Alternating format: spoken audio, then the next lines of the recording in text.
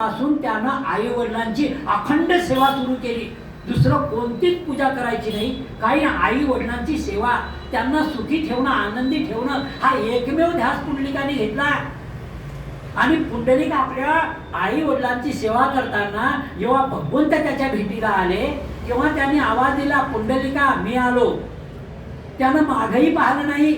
आपले आई वडील आता झोपलेले आहेत, त्यांना गाढ झोप लागू द्यावी. भगवंत म्हणाला, पुंडलिका मी आलोय, जगाचा नाथ जगन्नाथ तुझ्याद्वारी आलाय आणि तू माझं स्वागतही करत नाही, काही आदर तिथ्य नाहीये, अरे मला बसायलाही काही देत नाही. तेव्हा पुंडलिकानं वीट घेतली, ती मागे भिरकावली न पाहता आणि त्या विटेवर तो परमात्मा पांडुरंग तेव्हापासून युगे 28 विटेवरी उभा तो परमात्मा त्या विटेवर उभा आहे. बा त्या भगवंत हा भक्ताच्या अंकित आहे. भगवंत भक्तावर एवढं प्रेम करतो, नाही तर खरंच सांगा बरं तुम्ही, तो परमात्मा 4x9च्या विटेवर मावू शकतो का? त्याचे पावलं लहान आहे का? वामन अवतारामध्ये आपण पाहिलं नाही का, 3 पायात त्यानं काय केलं माहिती आहे सगळ्यांना. एवढा मोठा परमात्म्याचा एक एक पावलाने एक एक युग म्हणजे स्वर्ग पृथ्वी पाताळ हे तिन्ही ज्यानं ते केले.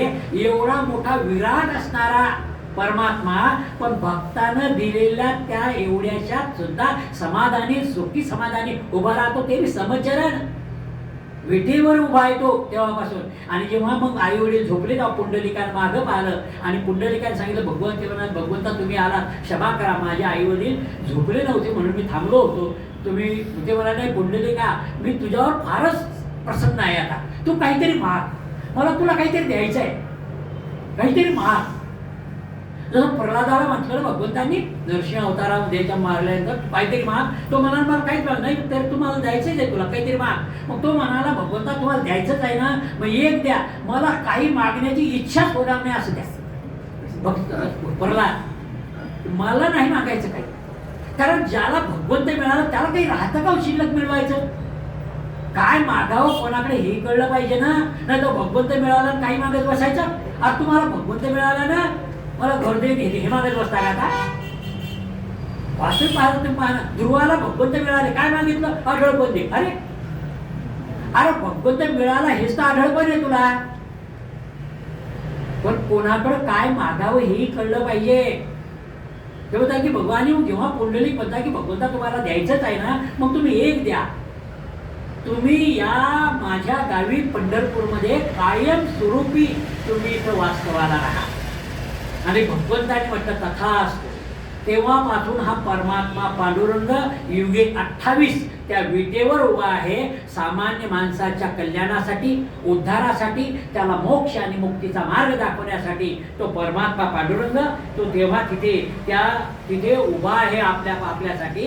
हे एक फार मोठं एक वैशिष्ट्य या देवाचं आहे पहा. आणि म्हणून ते म्हणता याच्यामध्ये आता तुमच्या लक्षात येईल, या सगळ्या देवांनी अनेक गोष्टी याच्यामध्ये त्या भगवंताला या लोकांनी उभं केलं तर काही स्वार्थासाठी तरी, म्हणजे त्याला मोक्ष पाहिजे याच्यामध्ये. पण या पुंडलिकाचा काही स्वार्थ नव्हता. जगाचं कल्याण हा त्याचा. जगाच्या कल्याणा संतांच्या विभूती देह कष्टविधी परोपकारा ही ब्रीद आहे या संतांचं, वारकरी संतांचं. आणि म्हणून यासाठी हे सगळे उभे होते. म्हणून या भोळ्या भक्तासाठी तो 28 युगांपासून तो परमात्मा खऱ्या अर्थानं तो तिथं उभा आहे बा आपल्या सगळ्यांसाठी. कारण तो पंढरीचा हा जो बाप आहे आपल्या याच्यामध्ये, कारण हा तिथं उभा आहे, तो तुमच्या आमच्या उद्धारासाठी आहे. पण पुंडलिकाचं तुम्ही दृष्टीने नुसतं पाहिलं तरी तुकाराम महाराज म्हणतात की तुम्हाला सगळ्या गोष्टी तुम्हाला मिळतात. सगळ्या संतांचं दर्शन झाल्याचं म्हणजे सद्गुरू प्राप्तीचं पुण्यही तुमच्या पदरात भगवंत टाकतात तुकाराम महाराज. ते म्हणतात याच्यामुळे ते होतं. म्हणून लक्षात घ्या, वारकरी संप्रदायाच्या या लोकांनी जे टाळकरी माळकरी असतील, जे वारकरी म्हणत असतील स्वतःला, त्यांनी धाड्यात ठेवावं. हा भगवंत कोणालाही प्रसन्न होत नाही. जो आई वडिलांची सेवा करतो त्याला प्रसन्न होणार दैवत आहे. तुम्ही वाऱ्या केला, घरी माय बापावर रागवत असाल आणि शिव्या देत असाल, ते पुण्य होत नाही, पाप आहे ते, पाप आहे ते. एक तर त्यांना जन्माला घातलं हेच तर मोठं पुण्य आपल्यावर न फिटणार. पण तुम्ही पहा बरं, एका भावाला थोडंसं दिलं जास्त, दुसऱ्या देतो मोठं, अजिबात विचारतच नाही आता. अरे म्हणजे तुमचं सगळं पुण्य कशा, तुमचं प्रेम कशावर आहे? फक्त त्या वस्तूवर. तुम्हाला ते दिलं, पैसा गिसा इस्टेट दिली तर, आणि नसती त्यांच्याकडे तर मग काय आहे? म्हणजे वारकऱ्यांना एक लक्षात ठेवावं, अनेक लोक जातात पण याच्यामध्ये ते नुसतं माळ घालून चालत नाही, नुसतं तिथं जाऊन चालत नाही. वारी करणे म्हणजे गुरुजी सांगतात पाहिजे, वारी करणे म्हणजे पंढरपूरला दरवर्षी जाणे येणे नाही. वार करणे म्हणजे एका वारीमध्ये गेलो तर माझ्यातल्या असणाऱ्या दोषांवर मी वार करायचा, वारंवार माझ्यातला एक तरी दोष मी काढून टाकायचा दुसऱ्या वारीपर्यंत, तेव्हा ती वारी करायची. याला म्हणतात वारकरी. जसं वारीला जाणे गेले मग ते एसटी जाते, ती का वारी घडी करते. तुमच्यात काही बदल झाला का? तिथं गेल्यानंतर तुमच्यातला एक तरी दोष दुर्गुण गेला का? तुमचा क्रोध कमी झाला का? तुमचा मत्सर कमी झाला का? काही तर थोडा एक काही गोष्टी याच्यामध्ये आपण कोणीतरी घरातले आई वडील गेले तर एक वस्तू सोडावी म्हणतात, 1 महिना का 1 वर्ष काहीतरी आहे ना आपल्याला. मग तोच भाग आहे. पंढरपूरला गेलात ना, तुम्ही एक तरी दुर्गुण तुमचा सोडला पाहिजे आणि त्याच्यावर काम वर्षभर करायचं, तेव्हा तुमच्यात ताकद निर्माण होते, तेव्हा तुम्हाला तोंड आहे पुन्हा पंढरपूरचं दर्शन घ्यायचं. ही शक्ती आहे. म्हणून ह्या गोष्टी आपण खऱ्या अर्थाने कराव्या. तो परमात्मा कोणासाठी कमरेवरून हात काढत नाही, लक्षात घ्या. तो परमात्मा कोणालाही प्रसन्न होणारा देव नाही, तो कमरेवर हात आहे त्याचे. आणि म्हणून ते म्हणतात याच्यामध्ये की असा आई वडिलांची सेवेला प्रसन्न होणारं असं हे दैवत आहे पहा. आणि विठ्ठल हे जे दैवत आहेत त्याच्यामध्ये मग आता तुमच्या लक्षात येईल की त्या परमात्मा भगवान श्रीकृष्णांनी या आता तुमच्या लक्षात हा इथं पांडुरंगाचा म्हणजे पंढरपूरच्या विठ्ठलाचा पांडुरंगाच्या रूपानं अवतार भगवंतांनी का घेतला? कारण भगवंताचे 10 अवतार झालेले, बरोबर आहे. या 10 अवतारामध्ये तुम्ही पहा भगवंतांनी अवतार कशासाठी घेतले? 10 अवतार. तुम्ही पहा, एक तर काय आहे की म्हणजे साधू संतांचे रक्षण आणि दुष्टांचं निर्दालन, बरोबर आहे. म्हणजे तुमच्या लक्षात काय श्लोक आहे तो? यदा यदा धर्मस्य ग्लानिर्भवति भारत अभ्युत्थानम् धर्मस्य तदात्म्यं सृजाम्यहम्.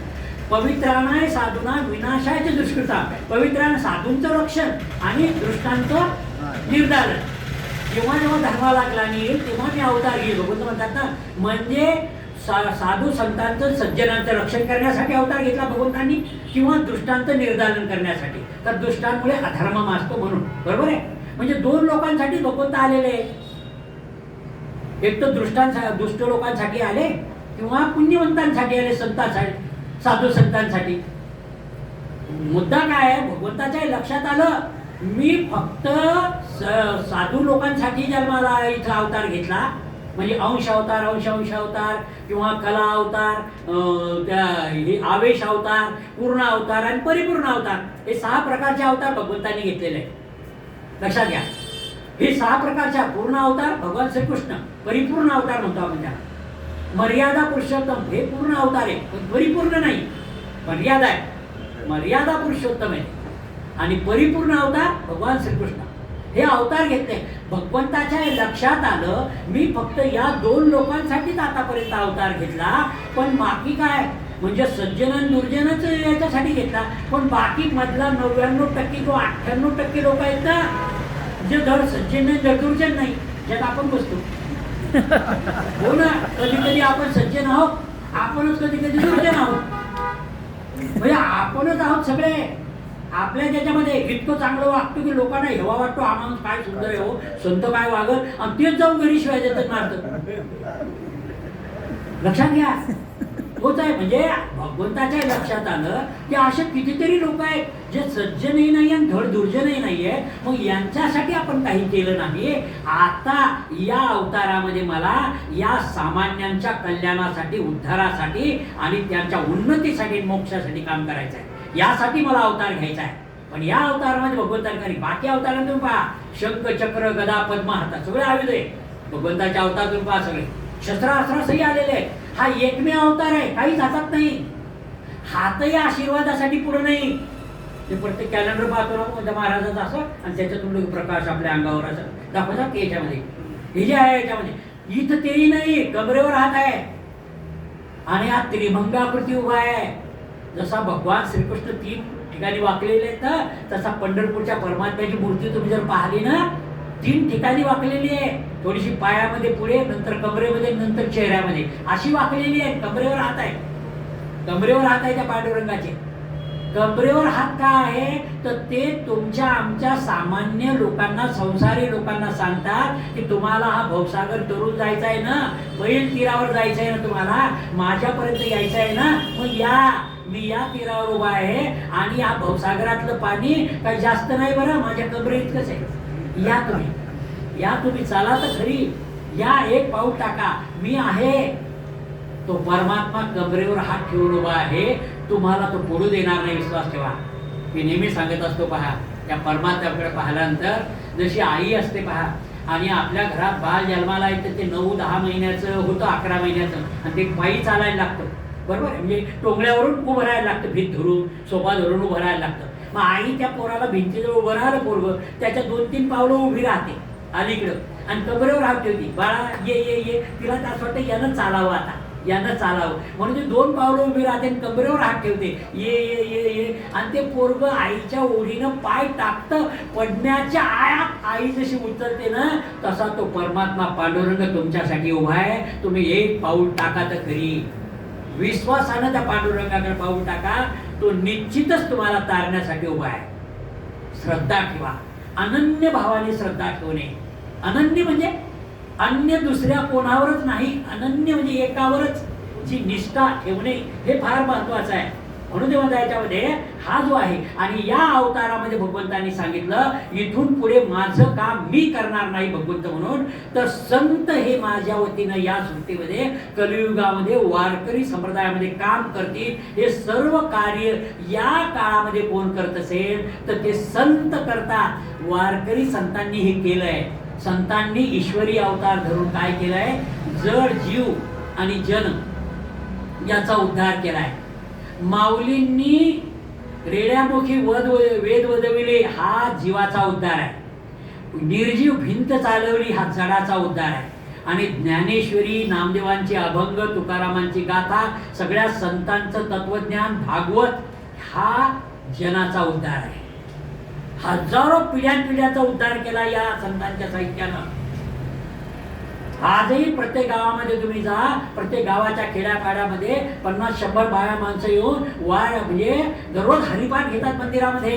ही संस्कृती आमची, हा जनाचा उद्धार आहे. म्हणून भगवंतांनी संतांच्या करवी हे काम करायचं ठरवलं पाहिजे. त्यासाठी म्हणून तो कमरेवर हात ठेवून उभा आहे. सगळी शक्ती त्यानं, भगवंताचं स्वरूप म्हणजेच संत आहेत पहा. आणि हा सर्वोत्तम असा परमात्मा पहा. 4थ्या चरणामध्ये म्हणतात, तुका म्हणे जन्म आल्याचे सार्थक, तुका म्हणे जन्म आल्याचे सार्थक, विठ्ठलच एक देखलिया. तेव्हा जन्म आल्याचं सार्थक आहे. मानवी जीवनाचं सार्थक कशात आहे हो? मोक्ष, मुक्ती किंवा माणसाची वाटचाल संतत्वानं होणे, बरोबर आहे. त्याला नराचा नारायण होण्याची शक्यता याच मानवी देहामध्ये आहे. दुसऱ्या कोणत्याही योनीमध्ये नराचा नारायण होत नाही. अरे हा एकमेव संप्रदाय वारकरी संप्रदाय हा म्हणतो तुम्हीच भगवंत होऊ शकता. तुम्ही आहातच, फक्त अज्ञानानं, मायेमुळं तुम्ही स्वतःचं स्वरूप विसरला. तुम्हीच भगवंत आहात. नाही तर बाकी सगळे धर्म आणि संप्रदाय पहा, ते म्हणत नाही तुम्ही भगवंत आहात. तुम्हाला भगवंत प्राप्त होईल, भगवंत तुम्हाला आशीर्वाद देतील म्हणतात, तुम्हाला त्यांच्याजवळ जागा मिळेल म्हणतात. जास्तीत जास्त भगवंत होईल असं म्हणत नाही. भगवान परमात्मा श्रीकृष्णच म्हणतात, तू माझं स्वरूप होशील, तू मला अनन्य भावाने शरण ये, तू मला अनन्य भावाने शरण आला, मी तुझा उद्धार केले नाही, तूच माझ्यासारखा होशील, तुलाच मी ती शक्ती प्रदान करतो. हे सामर्थ्य भगवंतांनी वारकरी संप्रदायाच्या संतांना दिलेले पहा. म्हणून मी तुम्हाला सांगते याच्यामध्ये, म्हणून ते म्हणतात की जन्म आल्याचं सार्थक, मोक्ष आणि मुक्ती मिळणे, माणसाला सद्गती प्राप्त होणे, संतत्वाकडे माणसाची वाटचाल चालू होणे, बरोबर आहे. ही किंवा परमात्म्याची प्राप्ती होणे, हे जन्माचं सार्थक आहे ना. मग तुम्हाला तुमच्या जीवनाचा उद्धार करायचा असेल, तुम्हाला असं काहीतरी करायचं आहे ज्यानं तुम्ही मानवी देहामध्ये तुम्ही जन्माला आला आहात, याचं सार्थक झालं पाहिजे ना. हे पहा, आपण एक तर मनुष्य योनीमध्ये जन्माला आलो, ते काही कुत्र्या मांजराच्या डुकराच्या योनीमध्ये जन्माला आलो नाही, मनुष्य म्हणून जन्माला आलो आहोत। याचा अर्थ भगवंताची काहीतरी इच्छा आहे आपल्या हातून काहीतरी मोठं काम करून घेण्याची, काहीतरी काम आपल्या हातून होणार आहे। पण बऱ्याच लोकांना मिळतं पण कळत नाही ना। बऱ्याच लोकांना मानवी देह मिळाला कळतो कुठं? काही लोकांना कळतो, देवांना कळला मानवी देह किती उत्तम आहे, पण मिळत नाही देवांना सुद्धा। बऱ्याच लोकांना मानवी देह मिळाला आहे, कळत नाही। कळला असता तर दारू पिऊन गटरात कशाला पडले असते, व्यसन कशाला केले असते, चोरे डाकार बलात्कार वगैरे खून कशाला केले असते? कळत नाही ना की आपण किती श्रेष्ठतम योनीमध्ये जन्माला आलो, हे कळत नाही। या देहामध्ये जन्माला आल्याच्यामध्ये मनुष्य देहाचं महत्व आणि मनुष्य याच्यामध्ये तेही कळतं, फक्त संतांनाच कळतं की मनुष्य देहाचं सार्थक कशात आहे आणि मनुष्य देह मिळाला तर काय पुण्य आहे, हे संतांनाच कळलं। म्हणून संत हे भूमीवरचे चालते बोलते ईश्वर, म्हणून ते आहे याच्यामध्ये, तेच आहे। आता इतर कुठे जाऊ नका याच्यामध्ये। तुम्ही या संतांची जरी सेवा केली, त्यांच्या मार्गाने जर तुम्ही गेला, तुमच्या जीवनाचं आचरण केलं, तर तुम्हाला दुसरं कोणतेही विधी करायची गरज नाही। चौथ्या अध्यायात भगवंत म्हणतात, तुम्ही जर विहित कर्म केले, तुम्ही शास्त्रानुसार विहित कर्म केले, तुमच्या वाट्याला आलेलं कर्म तुम्ही शास्त्रानुसार किंवा तुमच्या सद्गुरूनुसार संत ज्या मार्गाने त्या मार्गाने जर तुम्ही केला, तुमचे आई वडील ज्या मार्गाने गेला, वडील जे जे करती त्या नाम धर्म ठेवती, तुम्ही जर का स्वधर्मानं आचरण तुम्ही केलं ना, तर तुम्हाला कसल्याही पूजा करायची गरज नाही, मंदिरात जाण्याची गरज नाही। फक्त तुम्ही तुमचं काम 100% प्रामाणिकपणे करा, त्यामध्ये वाईट मार्गाचा संचार होऊ दे नका। याला म्हणतात स्वधर्माचं आचरण। हे स्वधर्माचं आचरण करा, हेच तर महत्वाचं आहे ना, हेच तर सांगणं आहे। आणि तुम्हाला तुमच्या जन्माचं सार्थक करायचं असेल, मग विठ्ठलाची एक देव देखलिया, एकच पहा, तो परमात्मा जो देवांचाही देव आहे। आपण 32 कोटी 33 कोटी का 33 कोटी देवाची पूजा करता करता मरून जाईल माणूस, नाव घेता घेता तर मरल ते इथपर्यंत। गंमत आहे का? हे होता की तुमची शक्ती अशी विघटित करू नका। याची पूजा मरीमाय मसुबा खेड्यापाड्यात आपल्या गेले होतं पहिलं, मरीमाय मसुबा वगैरे सगळ्या, आणि देवीला लगे चालले। आमच्या गावात लयच शोक होता पहिल्यानं, काही झालं की लगेच आवडं लगे शेडी काही झालं लगे अगोदर ते लग्नाच्या अगोदर लगे देवीचं गोंधळ आणि लगे ती चालले आपलं। म्हणजे लक्षात घ्या, माणसं इतके धुमताय पहा, देवाला नैवेद्यही करतात तर देवाला आवडेल तो करत नाही, आपल्याला आवडतो तो करतात। खायचं यांना असतं ना, नाव त्या भगवंताचं बदनाम करतात। पहा तुम्ही आपल्याला भाग मरगडी त्यासाठी प्रसिद्ध होती ना आपली।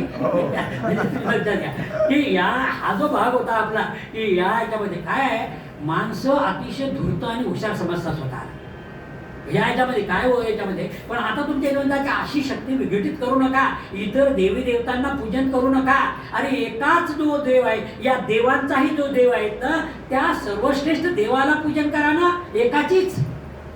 आपला तो एक जीव करुणी घ्यावा, याचा अर्थ हा आहे। विठ्ठलाची एक देखलिया, एक पहा, एकाची पूजा करा, अनन्य भावाने एकाला शरण जा, मग सर्वोत्तम असणाऱ्याला शरण जा ना।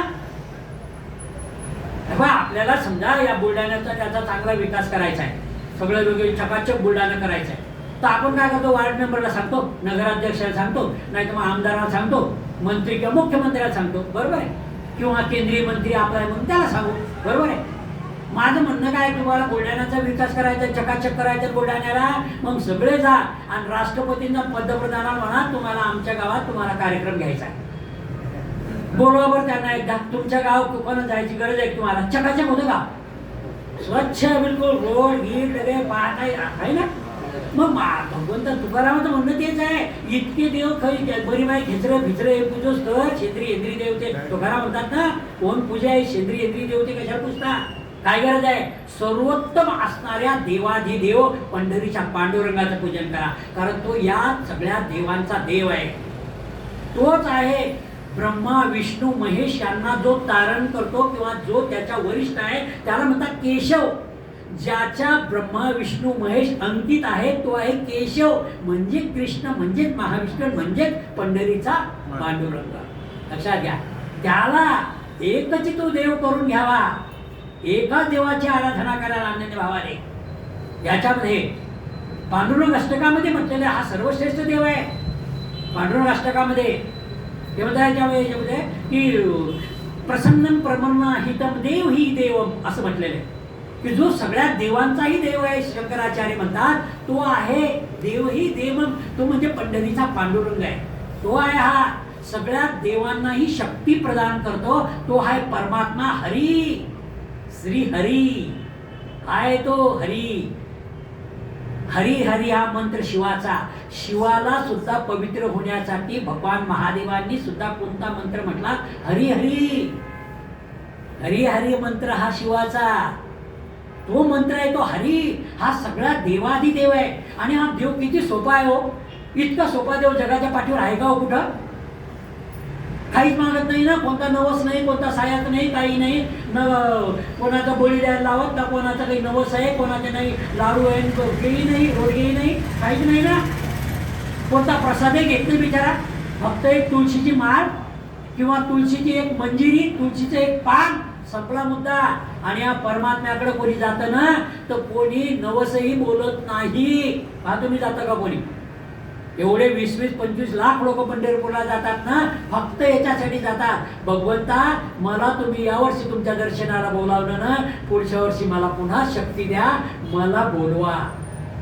हे आहे निमंत्रण, ही साधना. काय या भगवंताची मी जो म्हणतो की फक्त या ह्याच्यामध्ये. म्हणून आमच्या वारकरी संप्रदायामध्ये संतांची सेवा करणं ही सर्वोत्तम सेवा मानलेली आहे.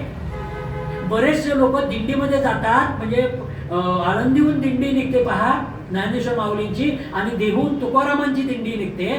त्या दिंड्या मुक्कामी थांबतात ज्या ज्या ठिकाणी, त्या ठिकाणी थांबत असेल दिंडी. आजूबाजूचे 10 कोसातले लोक तिथे येतात सेवा करायला. त्या लोकांचे पाय धुतात गरम पाण्यानं. ते 20-20 किलोमीटर चालून आले म्हणून त्यांचे पाय धुतात, त्यांचे पाय चोळतात, त्यांच्या पायाला तेल लावतात. त्या संतांच्या, त्या स्त्रियांच्या, मुली बाया, चांगल्या चांगल्या घरच्या करोडपती लोक ते त्यांच्या पाय धुतात, पाया पडतात, त्यांची सेवा करतात. का करतात? त्यांना हे वाटतं की मला माझ्या कौटुंबिक या अडचणीमुळं भगवंता मला आता यावेळी पंढरपूरला येणं जमत नाही, पण हा जो भक्त तुमच्यापर्यंत येतो आहेत ना, त्यांची सेवा केलं म्हणजे जी तुमची सेवा आहे. हे आहे वारकरी संप्रदायाचं न फिटणारं तत्वज्ञान की माणसाची सेवा करा, मनुष्याला देव समजून सेवा करा. नुसतं असं नाही चालत, अहम ब्रह्मास्मी नाही चालत, मी ब्रह्म आहे तुम्ही ब्रह्म आहे नुसतं म्हणून नाही चालत. ज्ञानी लोक तर हो, बऱ्याच लोकांना पाठ आहे सगळं, हे पाठ करायला लागतं काय? तुमच्या आमच्या सगळ्या शिकलेल्या 2 वर्षात हे पाठ होतं. प्रश्न आहे अनुभवाचा, प्रश्न आहे अनुकरणाचा. किती पाळता तुम्ही? तुम्ही हे काम करत असाल, तुम्हाला राग लोभ कसा येतो? कसला राग येतो तुम्हाला? मग याचा अर्थ तुम्ही अजून पक्के नाही आहात, मडकं कच्चं आहे तुमचं. कसं आहे, तुम्हाला इतक्या वर्षाच्या साधनेनंतर याच्यामध्ये तुमचा राग कमी होत नसेल, तुमचं स्वतःच्या दुर्गुणावर कंट्रोल करत नसेल, हे चूक नाही. याचा अर्थ आम्ही फक्त सांगतो इथून बुद्धीनं पाठांतर आहे हो. काजा आचरण मत अनुभव काय तुमचा? अनुभव महत्वाचा आहे. तुकाराम महाराज अनुभव आले अंगा ते जगात येत असे. मला जो अनुभव येतो तुकाराम महाराज म्हणतात तेच मी सांगतो आणि तेच मी सांगण्याचा मला अधिकार आहे. जो मी आचरणात आणू शकतो तो हो. हा गोष्टी तुमच्या लक्षात आल्या पाहिजे आपल्या याच्यामध्ये. म्हणून एक देवाधिदेव असणारा हा परमात्मा, याचं खऱ्या अर्थानं हे आपण त्याचा ध्यास आपण घेतला पाहिजे पहा याच्यामध्ये. कारण तो एकमेव आहे. एक फार तुकारामाच्या म्हणजे भगवंताविषयीचे 2 अभंगातले 2 चरण आहे पहा. काय महिमा वर्णू आता मागणे किती, काय महिमा वर्णू आता मागणे किती, कोटी ब्रह्महत्या मूक पाहता जाती. त्या परमात्म्याचं मुख पाहता कोटी ब्रह्महत्येचं पाप जातं संत म्हणतात. एवढंच नाही, दुसरं ते म्हणतात देखिला माये देवांचा देव, फिटला संदेव निमाले तुझे. पण देखला देवांचाही देव माये, देखला माये देवांचाही देव मी महाराज. आता मला बाकी देव पाहण्याची इच्छा नाही हो. तो एकदा का त्याच्याकडे पाहिलं ना तर तो आपलंसं करून घेतो. त्या परमात्म्याचं रूप पहा किती सगुण साचर आहे. काय सुंदर मूर्ती आहे भगवंताची. त्या पांडुरंगाची मूर्ती पहा बरं तुम्ही, सुंदर ते ध्यान उभे विटेवरी कर कटेवरी ठेवून या तुकाराम महाराज. किंवा बाकी पाहायला तुम्ही की या जर आपण याच्यामध्ये पाहिलं की त्याचे नयन त्याचे पाय इतके सुंदर आहेत त्या परमात्मा पांडुरंगाचे की ते म्हणतात की हे नुसतं पाहिलं देखीला देखीला माय देवाचाही देव. एकदा त्याला पाहिलं ना तुम्ही एकदा पाहत खरी डोळे भरून त्या पांडुरंगाला, अरे तो तुम्हाला वेळ लावेल वेळ, एवढी ताकद आहे त्या सौंदर्यात.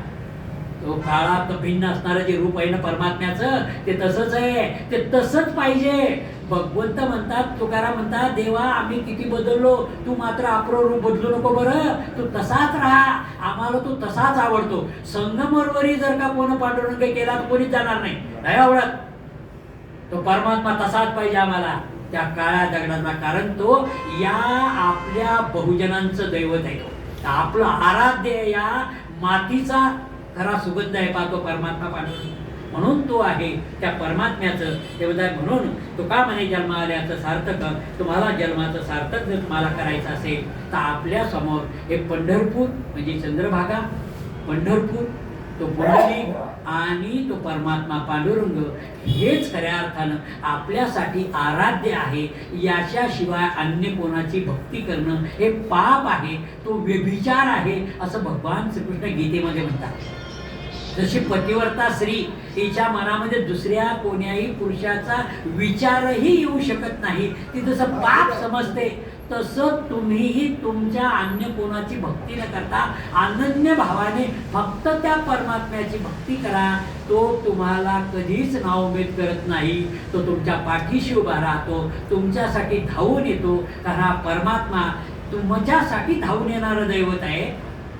बुद्ध्या जेनीसाठी धावून तिच्याकडे धावून जाऊन तिथं दळण कानन करणारा देव आहे. सावता माळ्याच्या त्या शेतामध्ये बारी देणारा हा दैवत आहे पहा. हा धावून येतो तुमच्यासाठी. न करावे लागे अन्य सायास, सुखे येतो घरा नारायण. या नारायणाच्या प्राप्तीसाठी आपणही याच संतांनी घालून दिलेल्या मार्गाने जावं. आणि भगवंतांनी तशी कृपा परमात्मा पांडुरंगांनी, माऊली ज्ञानेश्वरांनी, तुकोरामांनी आणि संतांनी आमच्यावर करावी असे मी त्यांच्या चरणी प्रार्थना करतो आणि शब्दांना पूर्ण विराम देतो. हरिओम.